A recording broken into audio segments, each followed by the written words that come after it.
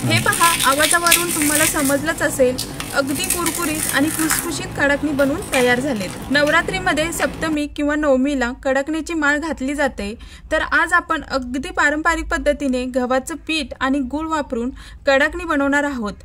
त्यासाठी पातेल्यात 1 वाटी किसलेला गूळ घेतला आणि याच वाटीने अर्धा वाटी पाणी ओतूयात। हे आता मंद आचेवर फक्त गूळ वितळवून घ्यायचा आहे। गूळ वितळल्यावर हे थंड होण्यास ठेवून देऊयात। नंतर परातीमध्ये 2 वाटी गव्हाचं पीठ घेतलं।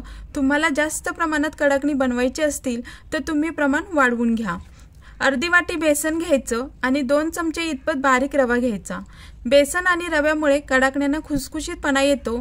नंतर याच्यात अर्धा चमचा हळद पूड, 1 चमचा सुंठ पूड, 1 चमचा बडीशोप पूड घालायची। हवा असल्यास सुंठ पूड ऐवजी वेलची पूड ही घालू शकता। अर्धा चमचा बारीक मीठ घालून सर्व जिन्नस मिक्स करून घ्यायचं। नंतर तडका पॅन मध्ये 2 चमचे तूप किंवा तेल घ्या आणि चांगलं कडकडीत गरम करून तुपाचं मोहन पिठात ओतायचं आणि पीठ चांगलं मिक्स करून घ्यायचं। आता गुळवणी ही थंड झाली आहे, तर अशी गाळणी घेऊन थोडी थोडी गाळणीतून गाळून पीठ मळून घ्यायचं आहे।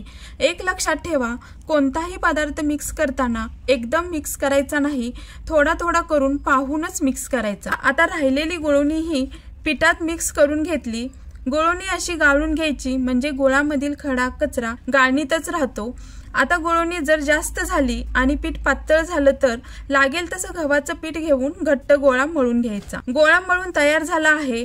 याच्यावर झाकण ठेवून 30 मिनिटे पीठ मुरण्यास ठेवून देऊयात। अर्ध्या तासानंतर हलकसं पीठ मर्दून घेऊयात आणि यातील पिठाचा छोटासा गोळा घ्यायचा आणि उरलेलं पीठ झाकून ठेवायचं, म्हणजे पीठ कडक बनत नाही। आता या गोळ्याचे छोटे छोटे गोळे बनवून घ्यायचे आहेत। इथे मी 11 गोळे बनवून घेतले आहेत। पोळपाटावर गोळा घेऊन लागत असल्यास थोडंसं तेल लावून लाटण्यास घ्या। कडाकणी जितकी होईल तितकी पातळ लाटायची, म्हणजे कडाकण्या कुरकुरीत आणि खुसखुशीत बनतील।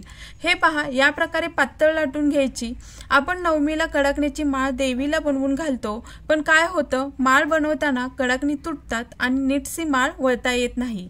तर अशा वेळी काय करायचं, हे पहा, या प्रकारे पेनचं टोपण किंवा पेनाचा मागच्या भागाने मी दाखवल्याप्रमाणे होल पाडून घ्यायचं आणि जेव्हा माळ बनवणार तेव्हा या होलात धागा घेऊन माळ बनवा। आता कुणी 5, 7 किंवा 11 कडाकणीची माळ बनवून देवीला घालतात, तर इथं मी या प्रकारे देवीला माळ घालण्यासाठी 11 कडाकणी बनवून तयार केलेत।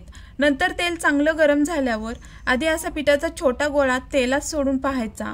पटकन वरती आला की गॅस मीडियम करायचा आणि नंतर कडाकणी सोडून दोन्ही बाजूनी बदामी कलर वरती तळून घ्यायची। हे पहा, या प्रकारे कडाकण्यांना कलर आला पाहिजे। आता राहिलेली सर्व कडाकणी तळून घ्यायची। हे पहा, खूप छान अगदी कुरकुरीत खुसखुशीत कडाकणी बनवून तयार झालीत। ही कडाकणी हवाबंद डब्यात भरून ठेवल्यास महिनाभर टिकतात। तुम्ही या नवरात्रीमध्ये अशी कडाकणी नक्की बनवून पहा। तोपर्यंत मस्त खा, स्वस्त रहा।